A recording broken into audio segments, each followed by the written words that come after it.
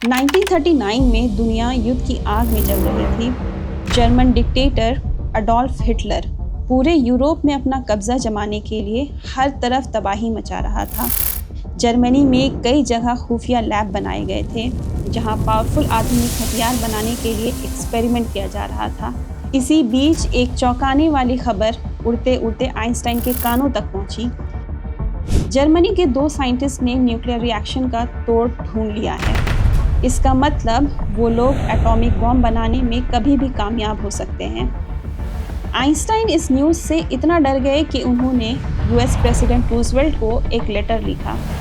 इस पत्र में आइंस्टाइन ने चेतावनी दी थी कि अगर जर्मनी पूरी दुनिया में सबसे पहले न्यूक्लियर बॉम्ब बना लेता है तो दुनिया के लिए ये बहुत खतरनाक होगा। रूजवेल्ट इस खतरे को समझ गए और कुछ ही महीने बाद उन्होंने मैनहट्टन प्रोजेक्ट स्टार्ट किया। इस खुफिया प्रोजेक्ट में दुनिया का पहला परमाणु बम बनाया गया। 6 साल बाद 1945 में इन बॉम्ब्स को हिरोशिमा और नागासाकी में गिराने के बाद दूसरा विश्व युद्ध खत्म हो गया। लेकिन पीछे कभी भी दिमाग से नहीं निकलने वाली तबाही और डर को छोड़ गया।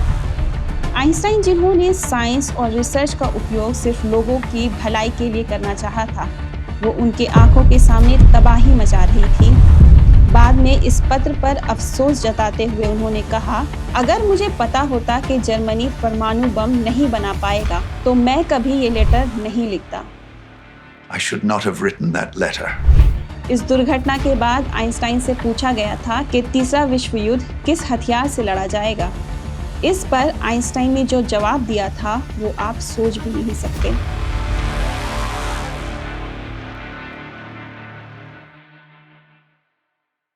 जहाँ कहीं भी इंटेलिजेंस की बात होती है वहाँ आइंस्टाइन का नाम सबसे पहले आता है। Genius is equals to Einstein. इसलिए तो 14 मार्च आइंस्टाइन के जन्मदिन को जीनियस डे के रूप में मनाया जाता है।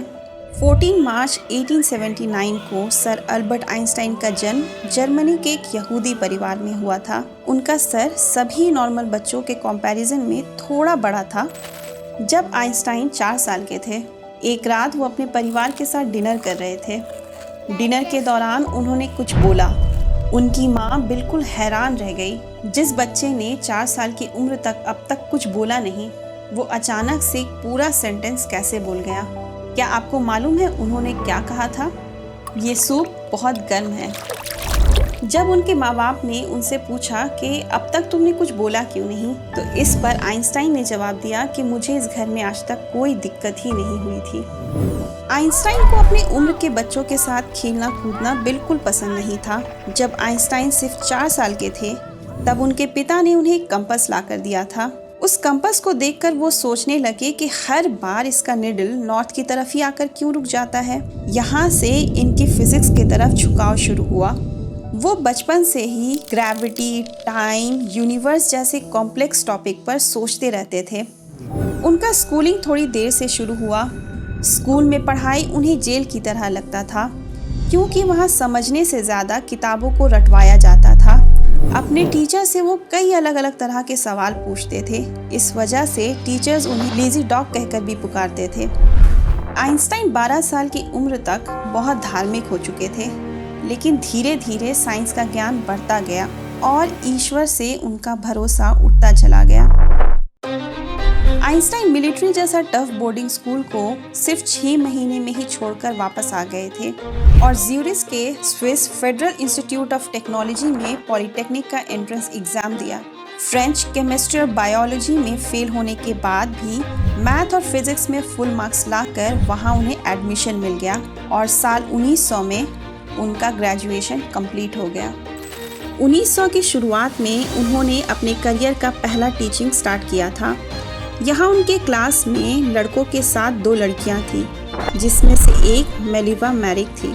उस time Einstein a new dimension of molecular dimensions पर रिसर्च कर रहे थे और मेलिवा, जो कि एक यंग स्वीडिश मैथमेटिशियन थी, इस रिसर्च में वो आइंस्टाइन को असिस्ट कर रही थी। इसी बीच दोनों में नज़दीकियाँ बढ़ी और 1903 में आइंस्टाइन ने मेलिवा से शादी कर ली। 1905 में डॉक्टरेट कंप्लीट करने के टाइम उन्होंने 4 पेपर पब्लिश किया था।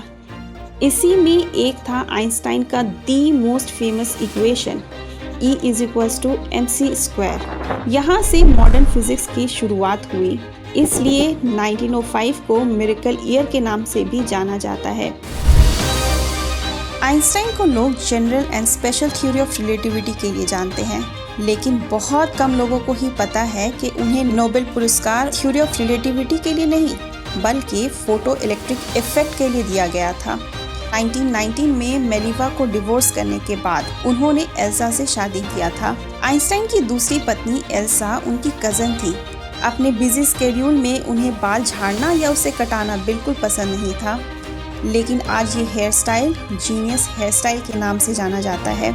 उन्हें आराम करना भी बहुत पसंद था, वो पूरे 10 घंटे की नींद लेते थे। आइंस्टाइन प्रकृति प्रेमी थे, उन्हें बिल्लियों का शौक था, समुद्री यात्रा करते थे, साथ ही साथ वो शिकार के भी बहुत शौकीन थे। आप कई फोटोज़ में उन्हें सिगार पीते हुए देख सकते हैं। इसी तरह एक बार वो समुद्री यात्रा के दौरान पानी में गिर गए, लेकिन उन्होंने अपने सिगार को गीला होने से बचा लिया था। आइंस्टाइन सभी से अलग सोचते थे, उनका माइंड बहुत क्रिएटिव था। जो भी सवाल उनके दिमाग में आता वो पॉसिबल या इम्पॉसिबल क्वेश्चन है उसके चक्कर में ही नहीं पड़ते थे। 1925 में आइंस्टाइन को कोपले मेडल भी दिया गया।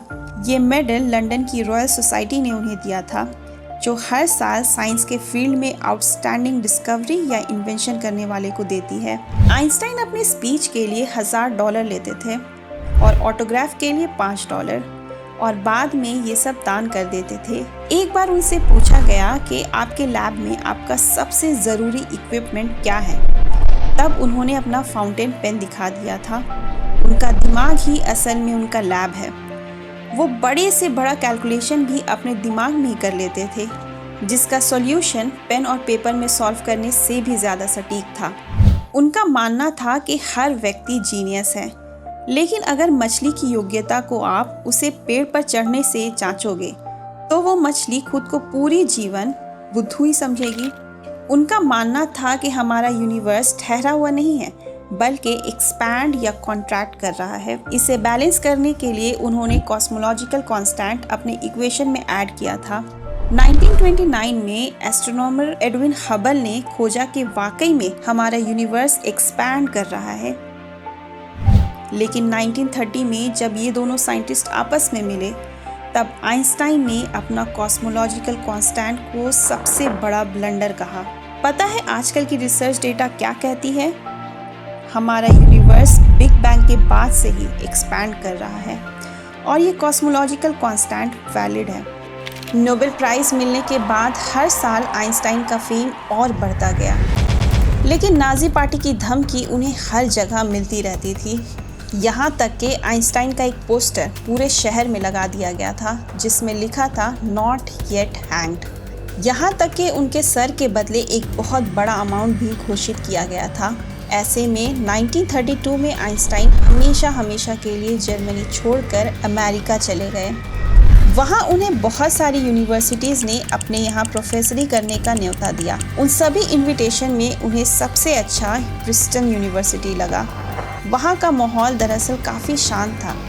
यूनिवर्सिटी में पहले दिन उनसे पूछा गया कि उन्हें अपने लैब में क्या क्या इक्विपमेंट चाहिए, वो एक लिस्ट बनाकर दे दें। आइंस्टाइन ने बोर्ड, चॉक, पेन, पेपर और एक बहुत बड़ा डस्टबिन मांगा। उन्होंने कहा कि मैं बहुत गलतियाँ करता हूँ। उनका मानना था कि जिस व्यक्ति ने कभी कुछ गलतियाँ ही नहीं की, उसने कभी कुछ सीखा ही नहीं। 14 मार्च 1951 में आइंस्टाइन के 72वें जन्मदिन पर ये फ़ोटो लिया गया था। कुछ टाइम पहले इसे नीलाम किया गया। ये 80 लाख रुपए में बिकी। इस फ़ोटो के पीछे ये स्टोरी है कि उस दिन आइंस्टाइन बहुत फ़ोटो खिंचवा चुके थे, और जब इस फ़ोटो के लिए फ़ोटोग्राफ़र ने उन्हें स्माइल करने के लिए कहा, तब आइंस्टाइन ने अपना जीभ बाहर निकाल दिया। 1999 में अमेरिका की the most famous magazine time magazine ने उन्हें पर्सन ऑफ द सेंचुरी का खिताब दिया था, लेकिन उनकी याददाश्त बहुत कमज़ोर थी। वो नाम, नंबर, तारीख, एड्रेस अक्सर भूल जाया करते थे। एक बार आइंस्टाइन प्रिंसटन यूनिवर्सिटी से ट्रेन से कहीं ट्रैवल कर रहे थे। ट्रेन कंडक्टर जब सभी पैसेंजर्स की टिकट चेक करता हुआ आइंस्टाइन के पास आया, और उन्हें टिकट दिखाने के लिए बोला। तब आइंस्टाइन टिकट को अपने पॉकेट, ब्रीफकेस, यहाँ तक कि सीट के नीचे भी ढूंढने लगे। कंडक्टर आइंस्टाइन को अच्छे से पहचानता था। उसने कहा कि अगर आपको टिकट नहीं मिल रहा है तो कोई बात नहीं, मुझे यकीन है कि आपने टिकट ज़रूर लिया होगा। ये बोलकर कंडक्टर तो आगे बढ़ गया, लेकिन आइंस्टाइन अब भी टिकट ढूंढ ही रहे थे। ये सब देखकर कंडक्टर उनके पास वापस आकर बोला, आप परेशान मत होइए, आपसे कोई टिकट नहीं मांगेगा। आइंस्टाइन ने कहा कि वो सब तो ठीक है, लेकिन बिना टिकट के मुझे पता कैसे चलेगा कि मैं जा कहाँ रहा हूँ। 1952 में आइंस्टाइन को इजराइल का राष्ट्रपति बनने का मौका मिला। इस पोजीशन को एक्सेप्ट करने से उन्होंने साफ मना कर दिया। उन्होंने कहा कि वो इन सब पॉलिटिक्स वगैरह के लिए नहीं बने हैं, उनका काम सिर्फ रिसर्च करना है और साइंस के फील्ड में तरक्की करना है। लेकिन इसी साइंस में उन्होंने एक ऐसा फॉर्मूला बनाया जिससे न्यूक्लियर बॉम्ब बना। उन्हें ये सोचकर ही बहुत चिंता होती थी कि भले ही उन्होंने न्यूक्लियर बॉम्ब बनाया नहीं है, लेकिन एक ऐसा फॉर्मूला दे दिया है जिससे पूरी मानव जाति खत्म हो सकती है। दूसरा विश्व युद्ध खत्म होने के बाद उनसे पूछा गया कि तीसरा विश्व युद्ध किस हथियार से लड़ा जाएगा। इस पर आइंस्टाइन ने कहा कि तीसरे विश्व युद्ध के बारे में तो मुझे पता नहीं, लेकिन चौथा विश्व युद्ध पत्थरों से लड़ा जाएगा, क्योंकि तीसरे विश्व युद्ध के बाद ये मानव सभ्यता खत्म हो जाएगी और इंसान वापस स्टोन एज में चला जाएगा। 3 जनवरी 1954 को आइंस्टाइन ने एरिक गडकाइन को उनके बुक के जवाब में एक लेटर लिखा था। इसमें उन्होंने ईश्वर और धर्म के प्रति अपनी सोच को उजागर किया था। ये 20 करोड़ 38 लाख रुपए में बिकी थी। आइंस्टाइन ने अपने पूरे जीवन में 300 से अधिक साइंटिफिक और 150 से अधिक नॉन साइंटिफिक रिसर्च पब्लिश किया था। आज हम जिस भी टेक्नोलॉजी का उपयोग कर रहे हैं उन सब में इनके रिसर्च का बहुत बड़ा हाथ है। जैसे कि सेंसर से चलने वाली ऑटोमेटिक डोर। जब कोई व्यक्ति डोर के पास आता है, सेंसर डोर को खुलने का सिग्नल देती है, लेकिन सेंसर खुद रिएक्ट इस बेसिस पर करती है कि जब उससे निकलने वाली लाइट बीम में फोटॉन्स को कोई रुकावट मिलता है, और ये रुकावट खुद गेट के पास खड़ा आदमी होता है। लाइट बीम्स में पैकेट ऑफ एनर्जी फोटॉन्स होती है। इसके बारे में भी आइंस्टाइन ने ही बताया था। जीपीएस या फिर न्यूक्लियर पावर प्लांट से निकलने वाली एनर्जी सब आइंस्टाइन के रिसर्च की वजह से ही आज पॉसिबल हो पाया है। आइंस्टाइन को एब्डोमिनल आर्टिक एन्यूरिज्म बीमारी थी। इस पेट की बीमारी का एक बार सर्जरी तो हुआ, लेकिन दूसरी बार ये बीमारी फिर बढ़ गया। अंतिम समय में डॉक्टर ने उनका ऑपरेशन करना चाहा, जिससे उन्हें जीने का थोड़ा और समय मिल जाता, लेकिन ऑपरेशन कराने से उन्होंने साफ मना कर दिया। उन्होंने कहा कि मैं अपनी ज़िंदगी जी चुका हूँ और मशीनों के सहारे जीने में कोई मज़ा नहीं है। जब आइंस्टाइन अपनी आखिरी सांसें ले रहे थे, तब उन्होंने वहाँ खड़ी नर्स से जर्मन भाषा में कुछ कहा था, लेकिन नर्स को जर्मन नहीं आता था, इसलिए आइंस्टाइन के आखिरी शब्द हमें कभी पता नहीं चल पाएगा। 18 अप्रैल 1955 को 76 साल की उम्र में अमेरिका के न्यू जर्सी में उनका देहांत हो गया। आइंस्टाइन चाहते थे कि मरने के बाद उनके बॉडी पर किसी तरह का कोई भी रिसर्च ना किया जाए, लेकिन जब वो क्लिनिकली डेड हो गए, तब डॉक्टर थॉमस हार्वे ने बिना फैमिली या हॉस्पिटल का परमिशन लिए उनके ब्रेन को निकाल लिया था। इस वजह से डॉक्टर हार्वे को हॉस्पिटल से निकाल दिया गया, लेकिन उन्होंने कहा कि वो सिर्फ आइंस्टाइन के ब्रेन पर रिसर्च करना चाहते हैं। आगे 20 सालों तक आइंस्टाइन का ब्रेन एक जार में बंद रखा रहा। फिर 1975 में आइंस्टाइन के बेटे हांस का परमिशन मिलने के बाद उनके ब्रेन को 240 हिस्सों में कट किया गया और कई अलग अलग साइंटिस्ट को भेजा गया। आगे जब आइंस्टाइन के ब्रेन पर रिसर्च किया गया, तब पता चला कि उनके ब्रेन में किसी भी आम इंसान के मुकाबले ज़्यादा सेल्स हैं। इसलिए वो बड़े से बड़ा कैलकुलेशन भी अपने दिमाग में ही सॉल्व कर लेते थे और बहुत असाधारण सोचते थे।